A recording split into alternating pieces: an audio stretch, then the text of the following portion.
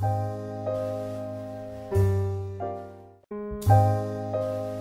hello. Today we're going to make biscotti, actually probably tomorrow, but I wanted to show you what mine look like, and I keep it in this absolutely wonderful jar that comes from Florence, Italy, and thanks to my daughter Karen, I have this beautiful cup, which she inscribed for me from our past dealings in track and field. Anyway, my biscotti is actually quite wonderful, that the few that are left. But I'll give you a little look at them, and you can see that they're a nice shape, perfect for what I'm about to do, which is dip one and try it out. Anyway, John, for you and Kristen, this is my recipe. In our little place, one of the things I need is a lot of storage area, so I put some of the extra stuff out here where I can get at to it when I want, which of course is a confection of sugar and flour in very large tubs.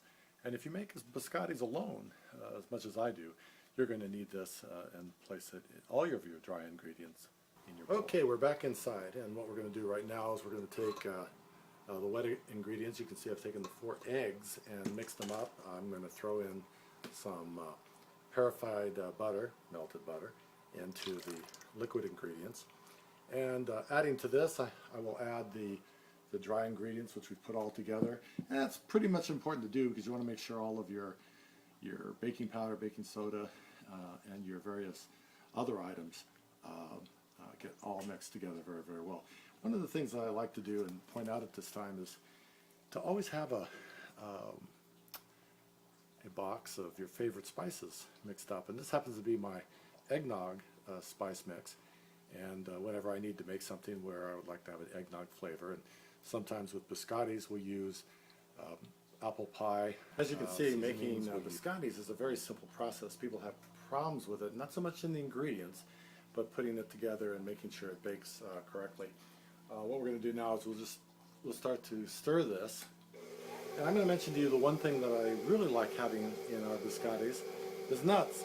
Most common thing that people will put in biscottis happens to be almonds, but we've used pretty much every kind of nut that you can imagine, from macadamia, and I think Karen is most fond of Brazil nuts, which they have an unusual name in Brazil for them. They call them nuts. Now, if you take a quick look, you can see that it's not all mixing together, so you're going to have to stop the beaters once in a while, or in this case the mixer, and push in the sides so that it finally comes out to be a tight but somewhat dry ball. Okay, we've taken it out of the mixer and we've placed it on some buttered wax paper and rolled it out into kind of a log form.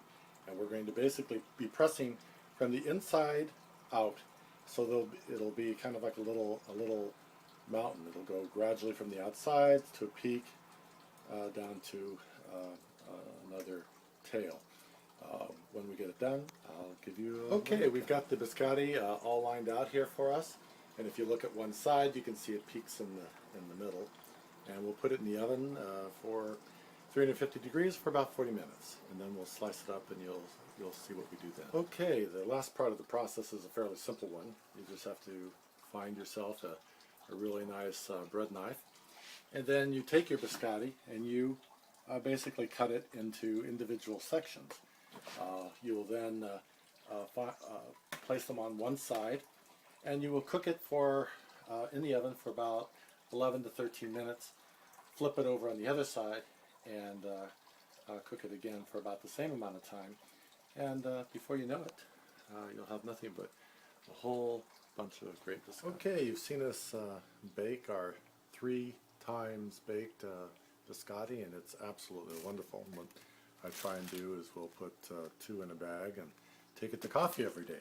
I hope you, John and Kristen, can make these for yourself and have as much fun as I do. You should be able to get about 16 out of a package.